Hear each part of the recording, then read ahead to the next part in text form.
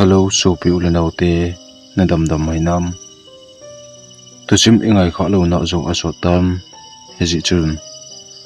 Tunin Lhomi Thusim khat anangai kom ki dubin ikitim su keu be. Chule apana pat a chai chan hingai su in lang nangai noma a hi le. Laile subscribe hin bol pi dingin ka hin ti mu be. Tun e hon jong thildang sei be lowa a Thusim lenga chun anul pan taw hi te. Masang lai hin thinglang ko pi song khat hi anumin hi chi khosung chun mitin tang chun to le tham za chun chum ane yun ato le tham ho chun ane ke ba ji un a hi abangin lo ji un abangin ngam le nga sa ka ma ke wa me jong anum da pun hi chi panga chun hi chi lai khosung chun ngo lang khat hi gen thei ta en chung khat au min ama hi hausa pu chapa to ania wa patna ke bop thei ta kha chu a him hausa pu chapa hi to ngam len hi thanom ta kha jong chu ana hi hloni na hi amani ale no a him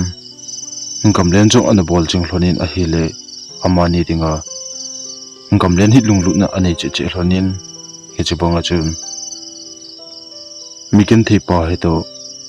hausa pu chapa chu ni si a gam an leng hlon chin amani si helobin khosunga opa ngolang ong cha theya na tong thei pho chu ngam leng hian ngam ba ti hi a thau an nom hle jingul chule ama ho hin ho kinai pi jong anei pu bun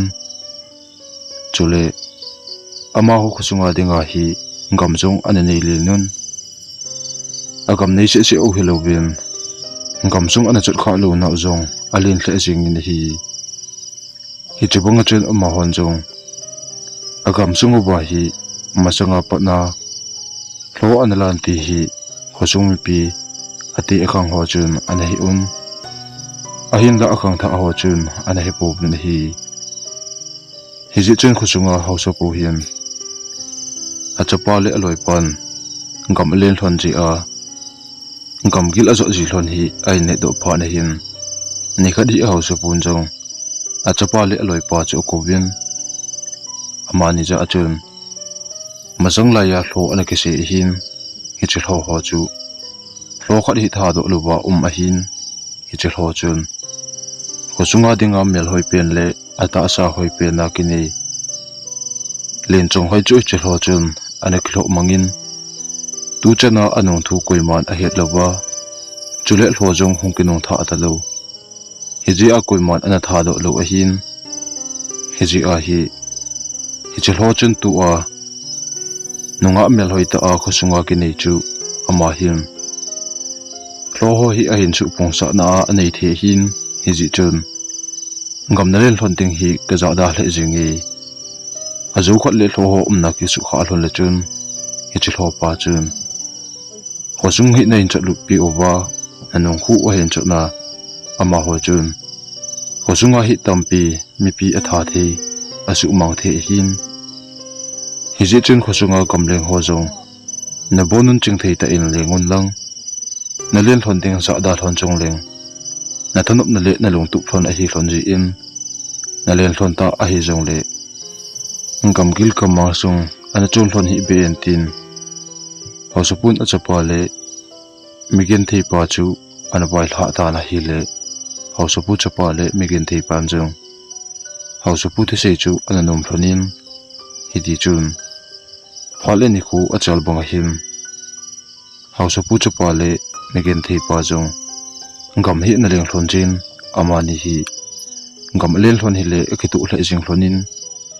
ngol cha ki ngai lu ta hlon jong chu ana hi thlon ta na hi hidi chun phale ni khu achal banga hin amanin jong ngam chung chu chat lo na anei thlon lo phanin masanga ana bai thla hlon na hausapun ngam gil ka mangsung ana chun hlon hi be enti a bai thla na ana nei hlon chu agil hlon phapun amanin jong golpa khosunga patna gam gil chung hi chung hlon hi tin sa jong len dom min tin chule sa jong ta min tin ni khat hi ei ni jong ki gong do hitin kem hi ke son pa hitin gamgel chung hi chun hitin sa ikap kap chu chugop hitin ikap hop sit phale hosung langa hin pule hitin hosung mi pi te ni sa the hiam hosunga hop the hiam hiri chun bol honda hititin gol chute ni aki ho hlodin a hile amanin jong akeu hlona chu pha a hin ja hlonin jingle gamkil kam ma sung satam na ding chun dinga chun akeu hlon ta na hi hiti chun ajing ni kho a hin amanin jong gamkil kam ma sung zon din meithal hi hen meilo meichang abona akisu khol hlonin angai chading chemcha chempai ekipu hlonin amanin jong gamang sung zona pu ho an pu hlonin meithal ani ki pu hlonin hosunga patnin gamgil gamang sung lang zon tin ani ki pat do hlon ta na hi hiri chun mole hlang aban ban chu a hin chu hlonin gampi sung lang chu a hin chu hlon ta na hi le amanin jong midanga gam analen jin ho a hin khel thla hlona ngampi gamang sung la alu hlon chu hin hausa pu chupan jong golpa mole zat ikal be a gam hi lending hitam tina dong ta na hi le loi pan jong golpa mol khat hi kal do hitin ho jong ajin hla ding ko na hitan mol khat ikal do jo pha le kem ke son hitin hilai muna ko na chun pangsa hitin akoma jit na gamma sung la ayan gam hi leng pan ta hi ti tin hi chun amanin jong mol khat chu ahong zo hlonin a hi le mol khat kal do hlon chu behin ho jong ahong jing thla chip chip tan a hi le amanin jong golpa hilai muna hin kem hi ki son jing ta hi ti tin kem a ki son hlona ding mon chu obe hlonin amanin jong zan khu ong tim thla jo behin kem ki son chai hlon phanin amanin jong kem sunga chen chom khat aki chol do hlon ta na hi hausu pu chapa changa hin migen thei pa hi ata sa jong alinin chule adong so jong a hoi zon hat jo a hat zon chule hausu pu chapa changin sa jo a kap thei jo in a hi hidi chun zan so pha na hin amani jong gam leng ding a chun meithal aki pu hlonin gamang sung lang chu zon phei hlonin zan chun sa hi a in chang hlonin a hele iti sa achan hlon banga chun sakiti ahong momong pun amanin jong sakiti him him ahonga kap ding amo zol hlo phanin khowa la chan ke hi imolowa sa a hen chang hlonin a hin la sa him him kap ding him him chu amo zol hlon pun hi jingkho wa la zo pha da hin amanin jong kemlang chu a hen chu le hlonin kem a hlon hlon pha na chun hausa pu chapan jong golpa hilai mun la a sa ichana gam ele hlon chu sakiti himhim la a umpun hiji chun aban kam gil lang hi lu che che hitin sa atam na ge chan ipha ta ka si in hongkinong le pu hitin sa ikap hlon da ka sin hasung langa hongkile da ta ti tin amanin jong kem ke sun hlon na a kunin angai chading ho pu ho chu a hin ki pu hlonin gamang sung aban chu a hin chun be hlon ta na hi hidi chun gampi sung la apha hlon chu behin amanin jong zani molowa aban a chat be hlon chi chun lel chong alel hlonin chol jong a chol hlonin a hi le hausa pu chapa chun golpa thingli akhat chunga chom khat ki chol na hi ti tin aloi pan jong hengi golpa chom khat ki chol na hi ti tin agal lang hlon chu obele le hlonin a hi le mongpu alina le jing khat hi amo hlonin amanin jong mongpu amo le lang hlon chu zon phi hlonin mongpung phung apa hlon chun mong chung chu obel hlonin a hi le mong jung ho ki ka chu ki chol do na dinga anop ji em amanin jong mongpung chung chun akal do hlonin mongpa ale na pen lai ta achun alang tu a aba khat lang ke la ki ngai hlonin amei thal hlon chu akitu hlonin chomkhat akichol lu hlonin a hi le amanin zo jan in moloba sa achan hlon ji in ai mut asu hlon to alel hlon ji in akingai na hlon akichol du hlon na a kunin amit asing hlonin a hi le alima umbanga chun ei mu hlonin chomkhat zo hin mekin theipa asun manga hin gamang sung khatna an umin chigamang sunga chun nunga mel hoita khat hi ngala ko na a hin mun hi chu nunga mel hoita anu chun ama umnalag a hin zon phein ama umna kom a hin pha pha chun nunga no chun nangni hoilang zon ding hi thlonham tin adong ta na hi le mekin thei pan chong kini hi gamleng tinga sakap dinga hongkal chong kai hloni tin namai nu chu don punin namai nun jong ai poi tu ane ki chol hlon a panin kinong le jing hlon tam chuti hi lowa a hi le hi chubong phunglin ta achu hin kal khel hlon ta hi bem izem ti a na hin kal khel hlona a hi le thi na chan ge na tu thei hlon a him hi ji chum hi chumong phunga pa na chun kinong le jing hlon tan izem ti a na niam nei chote te hlona a hi le hilai gam chunga leng pa hin nangni jong na tha hlon ding chule khosumi te chunga jong khan si the hian hi ji chun hilai mana pa na chun kinong le jing ta tin namai nu na se zo ba hin megen thei pa jong ai mu na a ko na chun ahong king khangin aloi pa chu abe na hi le aloi pan agal langa sa amu panga anabit le chu amu pha na chun golpa hilai muna pa niam sunmang kidang ta khat kanin kinung le ta heti hilai mun hi adi thei poi ti a ase chun hausapu chapan jong golpa ipithu na in che hitam hilai muna pa na kinung le ding na se ham golpa aban hi chot be ding na ti hilo ham ipisun mang kidang ta na nei ham tina dong ta na hi le megen thei pan jong asun manga athil mole namai nun kinong le dinga ase pi chu a he cha in a hin la hausapu chapa chun ngolpa sun mangmai mai a he bo be hongin ki pat do hetim aban hi chun beta heti itin megen thei pan jong ai poi golpa kalongil anop thei pun kinong le jing ta heti itin a hin la hausapu chapan jong golpa kilong leding chu aban sei be da tan sun mangmai mai a hi bo be aban hi chun be hetin sa kap ding na gial lo hitam tina don bunin a hi le megen thei pan jong sa a kap lo wa a hi le ama dinga ki wa na dang a lo ji in aban chu chun lu be din aloi pa thu se chu anomin asun manga athil mo chu na ki het mo sa ta hi hiti chun mulni akal do hlan jo bahin amanin zong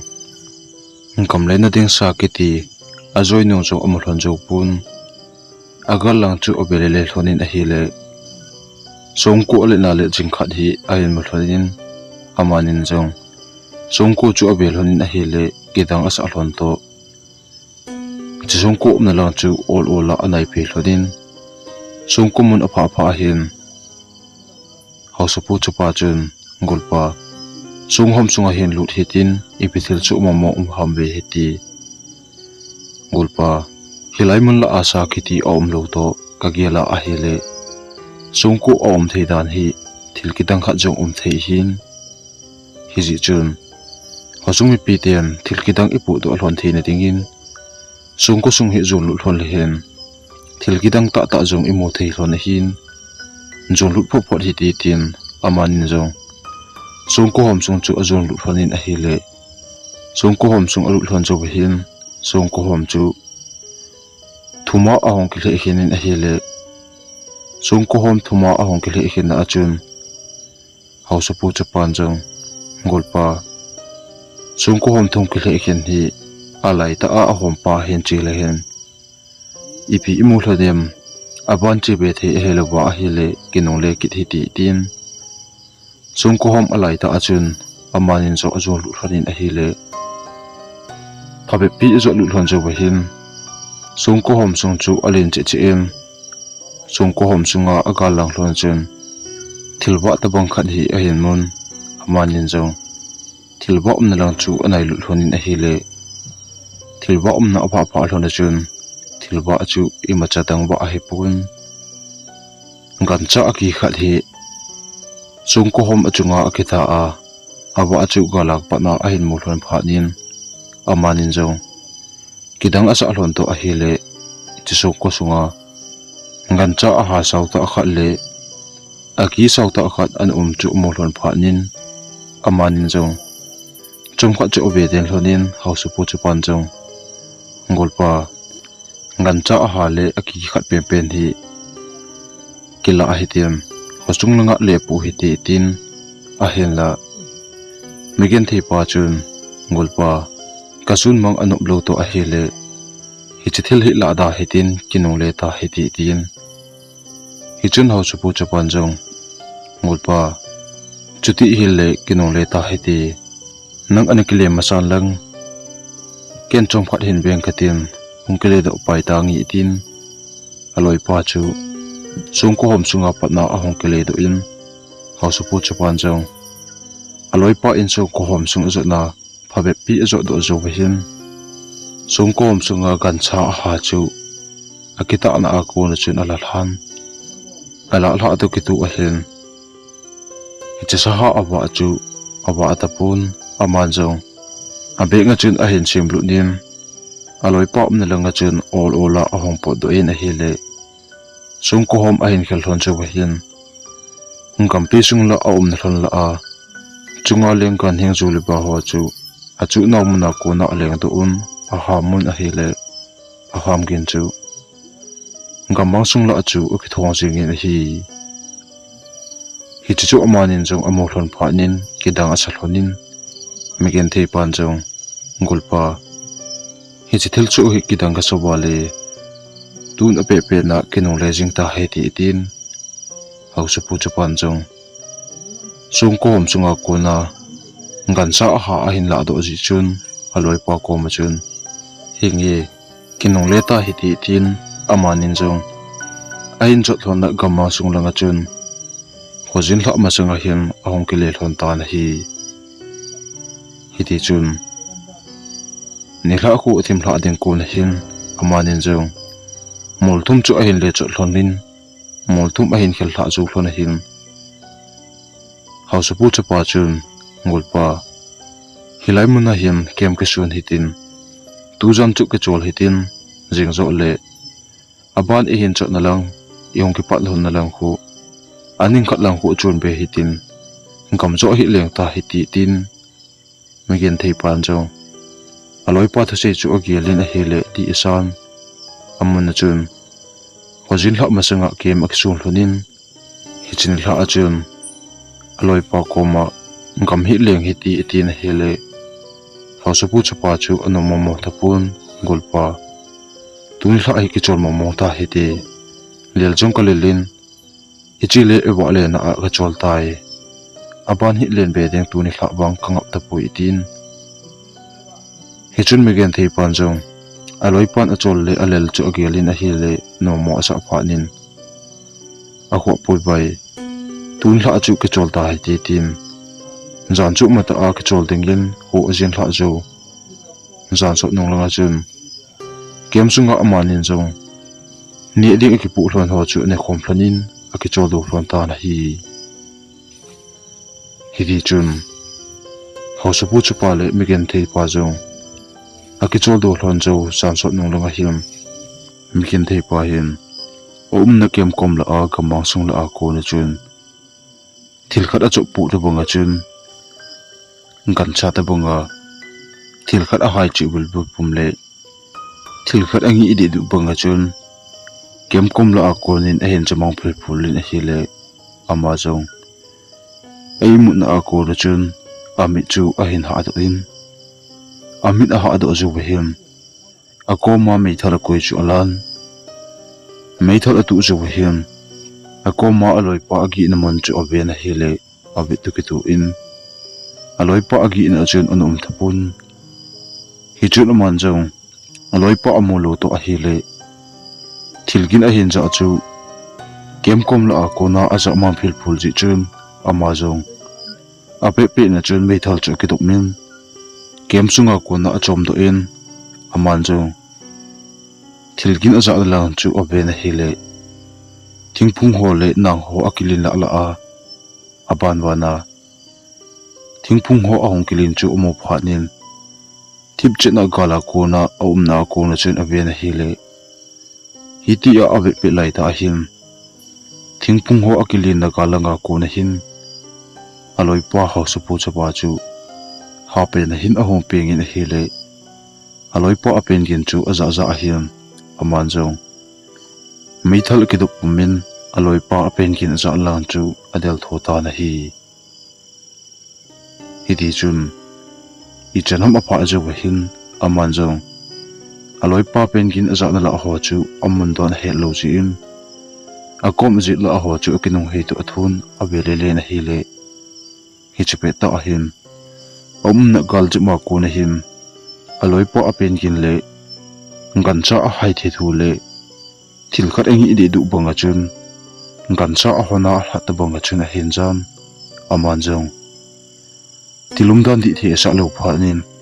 all anai lu ni na hi le I chanam apha ju wahin ngala ko na chun ngan cha ho sa aja chu hitelovin agala thingphung no ya ko na chun hlo a hona tilkhat awum kul ta banga chun amun aman jong hoita achun ave na hi le hlo pi in mem ta sa a khut le king amal mala a hin le do chu a hin mo phanin aman jong aloi pa a hi ding chu a hin he phanin amei thal cha dom sa gin kap ding atin hi le thlo cha tam wal ji in aman jong akap phunga a hi le thlo ho chun ama jong atha the hi chu a hin he phanin kap lo hi le chun thlo ho cha din na ko na agal ve thona hi le aman jong thlo hon anam gim a hin za a hi le ama na lang a hin za du a het phanin na kom la chu avele le na hi le mbon thu la khat hi a hin mun aman jong hi chu bon nang la chu chom lu diem bon nang kho chu kinu in ano zo chun tingpung panga ko na hin thlo ho na lang chu a hu sa za lang chu ave na hi le hiti a ave pe lai ta achun aloi pa alu chu thlo la a alen pen pa chun a khuna a choya a koma hlo ane ho chu angi di du chu a hin mu phanin aman jong aloi pa to suna a ke chol pe na sun manga amon me no chun thu ana se pi chu a hin gel do phanin I madang khilo ding hlo ho awm ji a kinung le dinga mong phunga patna ale sol a hi dan chu a hin he phanin aki ichan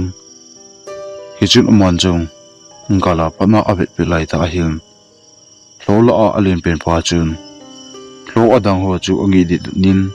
thil khat se bang na chun atu se hel hulin a hi le hlo adang hon jong aking tin le khu tin ji do na wa ko na chun gamang sung alang langa chun achong mong thaw bin hi hlo adang ho si chop do zo hin ala oba hlo alen pen pa chu na ko na chun hausa pu cha pa lu chu choyin chunglang chu aven thlawa lang avet tu ki tu chun hlo chu hamin ham zo hin gamang sung la a hlo adang ho chom do ho chu na konin ahong hamun hlo ho ahong ham gin chu anga hin a hi le aloi pa ta sa ani epet amo sangun ahong ham chu atam chu ta bin hi chun man jong achanga ado zo lo teng le atha zo lo ding a het phanin na a ko na chun aloi pa ta na lang le ahong ke pat na lang hlona khosung lang ga chun ol la akinung tolin khosung lang a hin le chun ta hi di chun phabe pi a hin zo do zo hin aman jong aloi pa hlo hon ani dan le alu king agil le ta sa ho a hetel de du ba aloi pa ta sa ani amu chu ogel do phanim aloi pa athi chu puna hle jingin ahin la achanga ima alo thailo ji chun aloi pa it pum pum le ngai pum pum ma chun khosung langa ahong kele ta na hi hidi chun jingkho ba la adin ko na him khosung chu chu lu pa pa yin aman chung thilum dan di the sa lo to aloi pa to in lenga hong kele zu lo hi phanin ape pe na chun hausati in lang le zu nin hausapu ko ma chun achapa to ong kinong le zu to lo ba achapa jong lohon ata cha a hetel le de uba ane dan le ngam le nga achi hlon na a asun manga numei khat ahong kila a he cha dan le chi hlo ho chun hlomai mai e lo dan le hlo atam dan chu hausapu ase pi ta na hi le hausapun jong migen thei pa in hi chi thu ase za za in atuna a ko na aking lap jegin hi chun man jong achapa a it bol ji in migen thei pa ko ma chun ipidinga thupi na nei lowa naloi pa to ngam na len te te hlon ham nalen hlon ding ka za da zu lowa nalen hlon a hi ta jong le ngam gil chung chu hlon hi im chuti e hi ta le nong kle langa chu hlo ho chun nu a hin chu yam tin a dong ta na hi le migen thei pan jong hausapu ka kunung a hin cha dingun bang khata san poi aji chu nobla chung la a khachob lu na leinang ka kinu in a hi le hlo chun kanam jong azapun chule ke im na lang sang jong a hin nai pun hizi a chu ke jong khong kle do zu a hi tun khosung chan ki a hin pha do in bang khata san poi tina don pu ni na hi le hausapu jong tu ana tu che chu nang ma na ken chu na ding bo hi jingkho awa la le lohon jong nakunung chu a hin cha te te ding a hin khosung chan ki a hin cha lu ding a hi tam tun mem te khunung aman jawa pa chil ho chun mem te khunung hi a hin le chu lu ba khosung hi a hin le chu lu thelo a hi tam tun ata a khosung hi a hin chu lu ki dinga a uma a hi le khosung hi e hon jong i viang zo lo du a hi tai aji chu hlo chu hlo mai mai hi pun tun chil ho chun hlo asu pung na dinga nunga mel hoi ta khosunga dinga ki he len chung hoi na pui mang ki chu aman tuwa na hlomu ho chu asu pung be na a hin tun amma se che he jong le i tha zo lo du a hin tun hlo adang zo om ki ta a hi le khosung hi ki beng tup zo ta pon te aji chu chil ho a tha a ha dan chu ate pi ding om pun anuya hlo ho jong mem te sanga thanei zo le kha cho hung hi ki ding hin ho onjin la le la ong su do ma sangin ho sunga go lang ho le chat gang thei si sin mi thal le man cha angai ji ding ho ki su tu ma hitin ho sunga chapang le nu pi upa ate ho ho sung hi beng tu taw hiti chuti hi lo wa a hi le i bonu wa i thi kam te te du a hi tai hi ji chun tun e nem khosung hi sampong ta hi ti tin hosu pun jong ai mun na ko na chun thlang chu sam ta na hi le khosung mi pi ten jong hosu pun thlang a hin sab a za za un ai mun ba pa nim hosu pu ti in lang chu a le jo nun a hi le khosung mi pi ti ki su khom chai pha nun hosu pun jong masanga hlo to ine ki do wa gal ine nei bongon tun igal pi u hlo ho ahong lang pantan hiji chun tujan masanga meithal ho ki gu tu mun lang hlohin khosung a hin chalut ka in khosung hi ben tup ding ngai tu ta hi ti a khosunga hausa pu in a phon do zo phanin khosung mi pi te zo hausa pu in thu phon do chu angayun a hi le a chalu chu koima om pu bun a hin la hausa pun jong ka khosung mi pi te ipidinga ki chani uham khosunga go lang ha ta ta le upa a chat gang thei khata ta inin lai jun tun mấy thal ho ki gu tu ma hi tin lo to ki do ding gen ki gu tup taw hi ti chuti hi lo wa hi le ko zunga nu pi upa chapang ati akang ithi chai gam hil du chuphat le I bonu wa ithi chai gam sangun ki gu taw bin ti a ko sunga apun do zo hin ko sung mi pi ti chu kheulim la un ho su pu anga kum phabe pa chi zo wa iti lo hi ung lang ki ding hitam ho su pu ko sung mi pi ti in iti pan ila thei do hitam tin adong taw bin a hi le ho su pun jong ko sung mi pi te machanga pa na hlo to ki do jing hi un ina ki do naw bun lo ala a alin pen le a hat pen ina tha zo lo ji owa ko sunga dinga mel hoi ta a kini len chung hoi na chop mong pi in len chung hoi a ku na hi chil ho chun hlo a hen chu pung ki de hin tun atha a hlo to ki do dinga om ki hi koi ta bang pasal chapa a khisa sa chu thi chan kia ko sung beng tup dinga a in khu phal ngam nu mo bem ko sung beng tup dinga gel jo sin na khu nu hen tungon atin hi chun ala oba migen thei pa chun a meithal chu a hen dom sangin a khut chu a hen dom sangin a hi le ko sunga ko lang hon jong a khut nu a hen dom sangun lo to ki do ding le ko sung beng tup dinga ka hin kho ko phalo be tin go lang ho chu atu se un atu sa jawun au so pun jong chuti a hi a hi le a phai tun ko jin ma sangin na meithal ho su tup dingai tu un lang ko sung hi beng tup dingai tu taw heti ti a apun do pha na chun ko sunga go lang hon jong meithal ho ki gu tup san ain koi taw ben hi thedi chun ko sunga go lang hon jong meithal ki punun ko sung aning tu ho chu a hin chang taw ben hi alang khana ko jin hla zo bahin hla jong ong su do tan hla su zo bahin go lang hon jong a meithal chu lu chan ko yun lo ong ham deng chu a hin nga on hi le la ong su do zo zan so nung langa him gamang sung la ho chu abele le un a hi le migen thei pa le ho su pu chapa gamang sunga gamleng dinga kun do hlon na le aung kinung le na lang gamang sunga ko na chun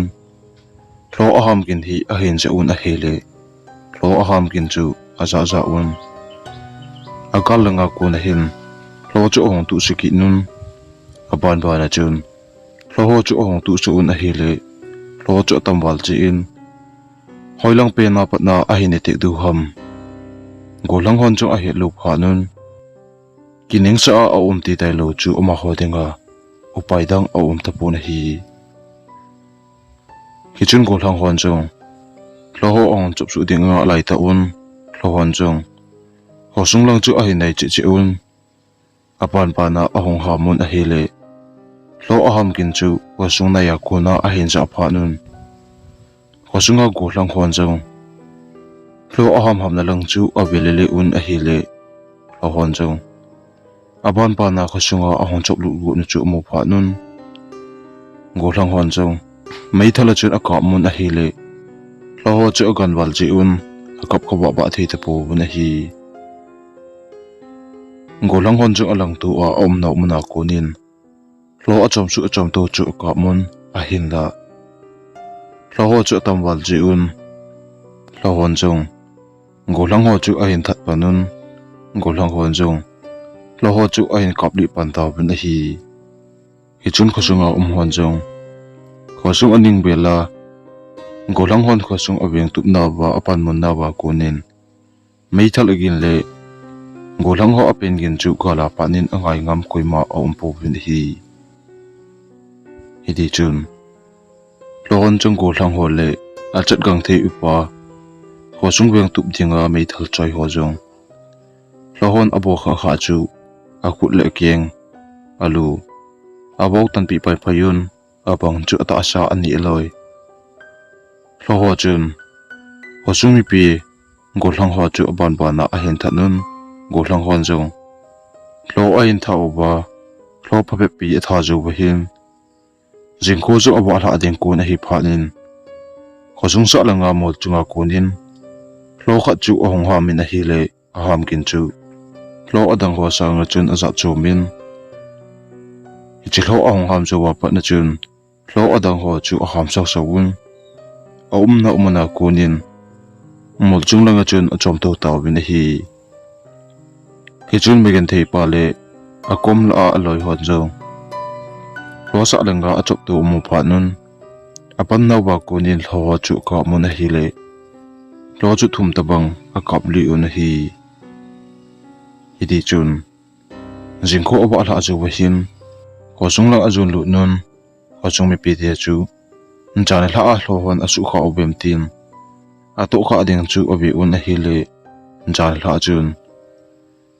lo in ko sung mi pi koima a su kha om lo phanin nchane la a go lang a chat gang thi ho le upa a chat gang thi ho mi som nga akon do ho kho sung beng tup dinga pang ho chu mi som thum ta bang bo a hong ki le pha nun kho sunga haw so pon jong kho sunga go lang ho jan la a go lang na ha thi u to a hi le lo na tha do sangun go lang na ha thi un hi ji chun tu jan let nang ho jong na thi chai thi u hin hi ji chun kho sung na beng tup sangun kho sunga pa nin gamang sunga kal chungun lang na mei thalu ki pun lang lo ho hi jana bo aku sungo ba pa na hong chom do ba ta ha na le hlat na the thani na ani ji un nang hon jong tu ni le nang hon na mei thal ho put pumin lo ho to ki do dingin kal chung do taw bin chuti hi lo wa hi le ho sung mi pi jong ka thi chai the yu hin chule nang ho jong na thi the yu hin hi ji chun ko sung mi pi te si sin ko sung hi da la un katin mun khana ke sialum katin nang hon lo ho chu ki do pi un chu pha le lo ho hi na tha chai the yu a hin la hi ti a I hon e ho le e ho ki beng tup dinga I bolu hi ni thi ka sa pui a zu le nang ho jong na ki su kha chai wa ki na chan ki nei tu chai pha na le ko sung mi pi te ka thi chai thu thu du a hin ko sung hi da la en lo ho to ki do ding in kal chung taw ben tin ho so pu in pai hla na ani yun a hi le ko sunga go lang ho le a chat gang the hon jong ho so pu te se chu pha a in se un ho so pun jong ko sunga pa na kal chun ma sangun ko sunga gan ta chu se pu un lang jala hla a hlo a ham na pen chun gan cha ho chu alo la nun lang ti sam nu un lang mon khat na chun gan cha ho chu koi leu chun lo ho ong chop tu phan le ti sam nam a hin cha tingu gan cha ho om na la ga hong chom tu du a hin chu tiang le nang hon lo ho chu na kap theu a hi ji chun gan cha ho hi pu un tin go lang hon jong kho sung beng tup na dingin go lang hon jong gan cha ho chu a hin man khomun ni la kho jin ma sang a hin mol chung lang chu anakal taw bin hi di chun golang ho akipat do zo hin ho supun jong khosung mi pite se ko komen khosung mi pite le ho supun jong masanga koi ma het lewa leiko om na lang chu azot pi in ko jin hla ding ko na hin leiko sunga ale lu nun ale lu chu ba hin leiko ko chu akipon tu taw bin hi di chun golang hon jong mol chu akal do zubun gan sa thi san chu pajin masanga alol chu a nun gan cha ju si atha chai pha nun athi chu mol chung la le thingpung aning zi ho chun kai thang le le un ama hon jong ko tong sung khat him gan cha ta sa ho chu ale ko yun zan ko ong tim hla pha na him haw su pun se bangin thingle chunga apang sa un chiko tong sung kom la thingle chung ho a kunin lo ho ong chop to wa lo hon thi sam nam a hin ja pha na le ong chop su ding chu a hin nga taw bin hi di chun ko jin la zo hen la chong ong su do yen la su do zo hen golang hon jong lo ho ong chop tu du nga jing lai yun lo ho jong mol noi langa pa na chun a hon hon na mol chung langa a hong chom tu bun thing na lo na ho chu akling la la ching in hi chung ko lang hon jong ngala pa na a hin mu pha nun na pe chu mu nu na hi le aum na uchi a na pe mu pha nun ama hon jong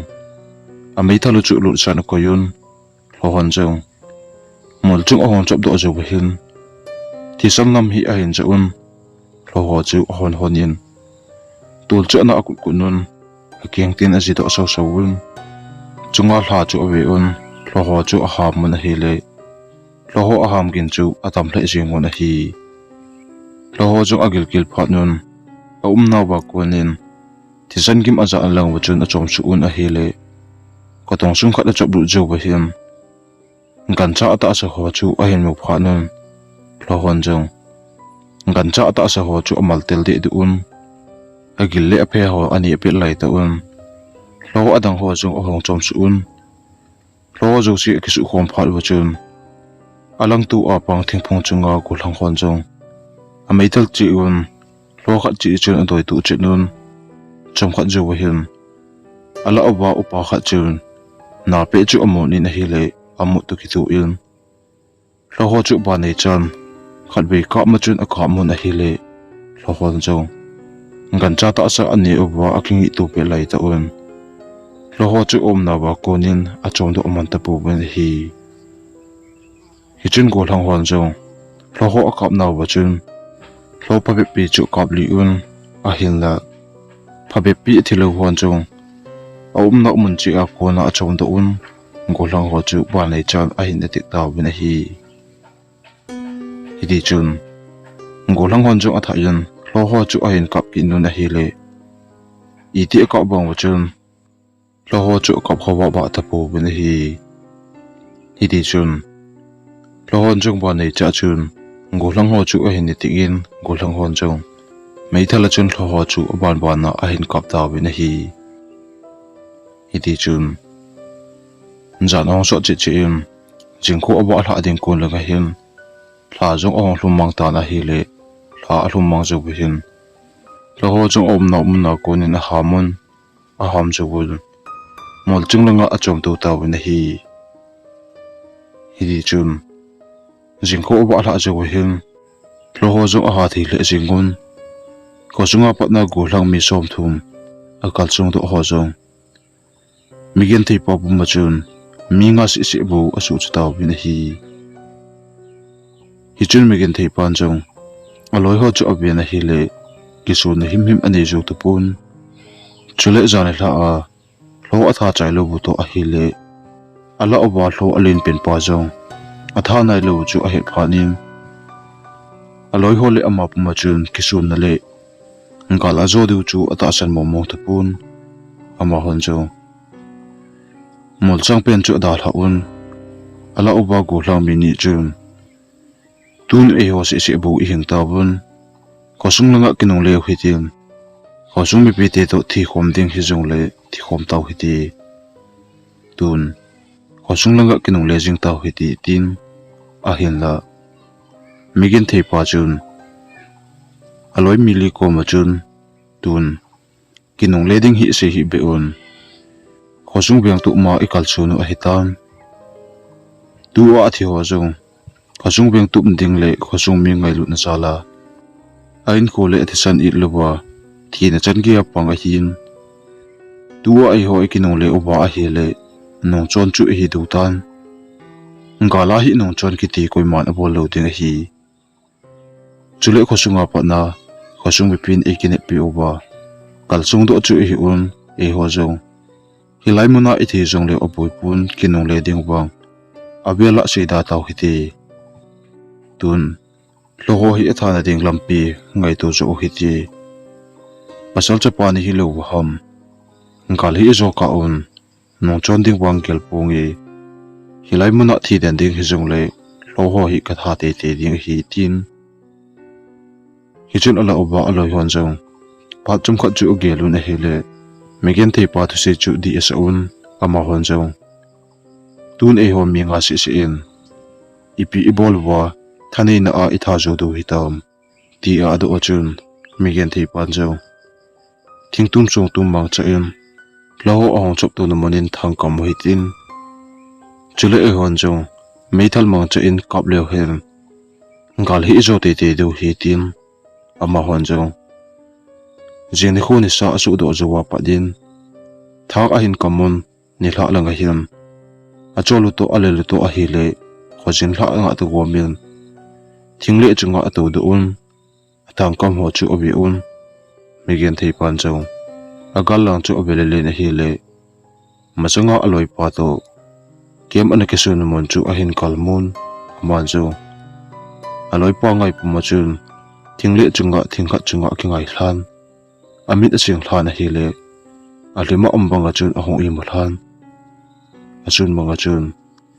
machanga aloi pa to om pe na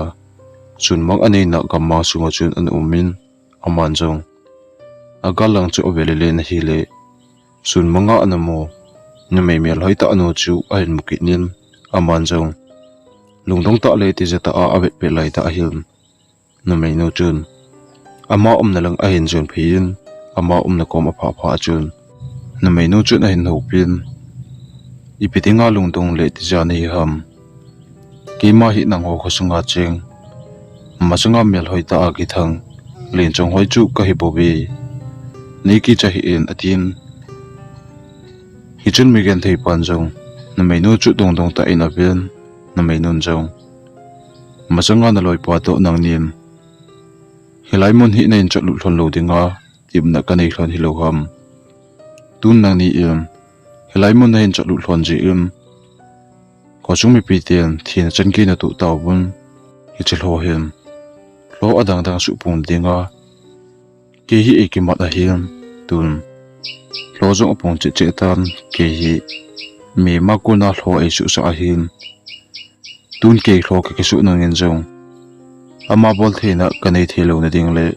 ama pha na chan ge pha lo na dinga na loi pan Songko a pa na gan hing saha ana choi do chu saha mai mai a hi pun hi chil Lhomi pa chun aman a chona chan chan ka chot thelo na ding le athani na banga kanei thelo na dinga hi chi ha chu aman cha a hin tun nangin jong num na ko ni ki pa do en lang na loi pa to kem na dal ha thon na le na loi pan chi saha a hin chai chu za nei mun ka yan na bek chunga ana het lu nien tun nangin delen lang chi saha chu la en lang gan cha ti san nu le chun saha le gan cha ti sana kun ke hi lo khong su ding hi chi lo khu lo mai mai he pun ama a ha na to ka ha na ke bang ding a hen da ken ama ka tha the lo ding a hi chu nangin na tha the hin na mi ta le ka ki hen na saha chu na si be a hi chi lo chu na ka ma a he le lo chu ti pai pai ding a hin la ke lo khong su le na dingin khojin la zo zo le la su ma sagen ka thu pe chu hin boltan chuti hi lo wa hi le ke man nang ho ki thu pi na ding i ma thanei na ka nei chu to poitin chom kha ju ba hin mi gen thei pa jung thing chunga ki ngai na ko na ahong king khangin a hi le ne sa ana hlum mang ding kon chu hin mu phanin aman jong ape pe en chun loi ho kom chun hilai mun hi khong ki nong le ka en anada la hi be unutin ame thal chu ki punin machanga aloi pa to kem mun akisun hlona lang chu adel pa pai ta na hi iti chun migen thei pa jong ne la lang khojin la ding ko na hin kem mun chu ko hlungin aman jong asun manga nunga nun se pi bangin kem chunga abek chu o holele na hi le aning khat linga a hin mu pha na chun aman jong bek chung chu abele le na hi le Songko a pa na aloi pan saha anala do chu omu phanin saha chu pe pe na a hin ki choi len aloi hop na lang chu a hin zo le na hi le lamka a khojin ding a he phanian aman jong ngan sa thi san angai chat pha na chun a ko ma ji la ho chu obele le na hi le sakhi ala be be phat hi a hin mon aman jong all ola anai lu din mai thala chun sakhi ala be chu adoi tu che din a khop ta na hi le mei changil sakhi angi changlai ta chu khan amuna akul den ta na hi chun man jong ape pe na adel lu nim sakhi angi changlai ta akapi na tisan ahong put na akun chun gan hin sa ha ana choi chu aman jong alan khojin la zu bahin gan cha a ha chu tisan ahong put na akun chun saha chu anu in a hile saha anu zuwa kun chun sakhi ta sa chu ahong ki hel tu tulin aman jong lungdong ta abet pe lai ta hin sakhi amol ho chu ahong pi leng che che em amol chu ahong bom che che em ata sa alen che em a kyang tin a hen je do em a khut tin a hen je do em a tu a hen je do em sakhi akap chu lo ahong ki su ta na hi lo ahong ki su do zu bahin Lhomi nu chu ale dan ate pi ding o umpun hiti a abe pe lai ta chun Lhomi nu chun migin thei pa chu angi di tunin a kul le ke nga chun tul asayin a na gal lang kambang sunga chun a chong lu ta hi chun migin thei pan jong kidang acha to a hi le sun manga na mu len chong khoi a hi teng chu a hen het pha niam aman jong ape pe na chun loi ho na lang chu adel pheita na hi di chun migin thei pan jong len chong hoin a sei banga chun saha chu abe nga asim duniam loi ho na apha chun na thil chu mu ni na hi le na thil mu chu hin aloi hon jong na pe mu gin chu za za un na ngun chi a ko na pe chu a hen le mu nun ama hon jong la ong su do zu le lo ho ong chop tu ding chu ain nga ta win hi di chun la ong su do zu hin na ugalanga gamma sung la ko na chun lo aham kin a hin chamang phil phulun a hi le ama hon jong lo aham kin a hin cha ba pa na chun lo cho ban na amun muna ko na hong hamun ama ho rang chun ong chom tu bun a hi le Songko na langa ko nien lo khat hi ong ham ki din chi lo ong ha ba chun ngam mang chung zo che chu a ki thong je gi na hi di chun chi lo ong ham zo ba hin chung langa ko na chun lo khat hi ong ham ki ni na hi le megen thei pan jong hi chi lo ong ham chu Lhomi nu len chong hoi a hi ding chu a hin hen hi di chun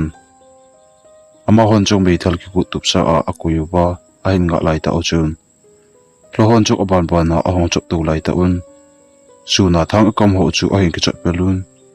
song le thing zum ho chun lo ho chu ho li loi apang chu songin ata li loi aban ba na chun a hong ti pat ta ben hi di chun thang ho a hin chok gal pi a aban a hon chom tu ho chu migen thei pa le aloi hon jong mei thala aka mu na hi le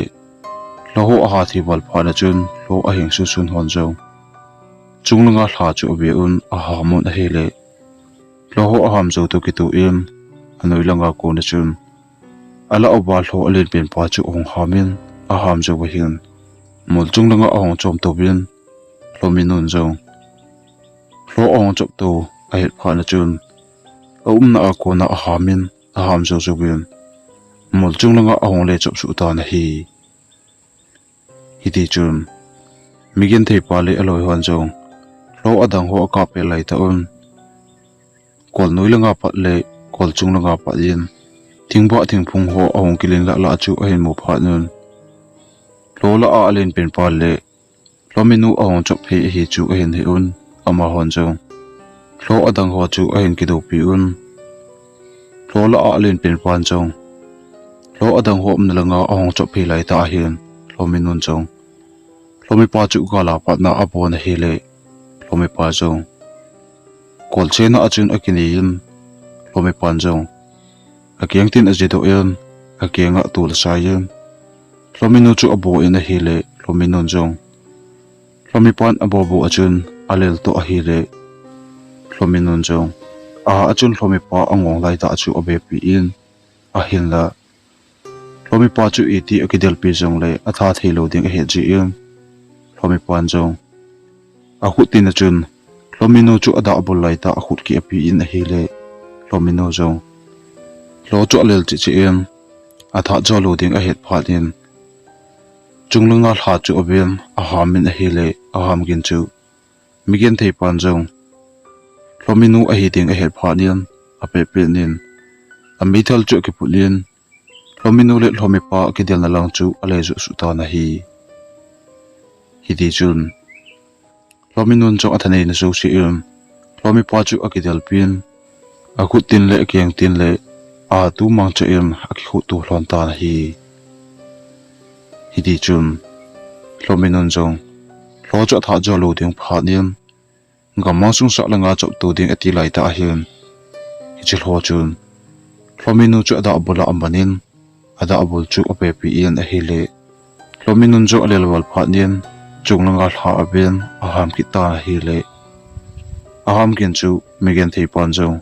a na kom le le a ko na a hin ja pha nin ngala ko na chun Lhomi nu a ham na chu aben hi le chi ho chun Lhomi nu angom bul lai ta ape pi a ape le ding chu a het pha nin migen thei pan zo Lhomi nun a chei pi bang a chun a sakha wa ko na chun saha chu ala do in a mei thal to asim be in lo chu doi tu chenin a kap ta na hi le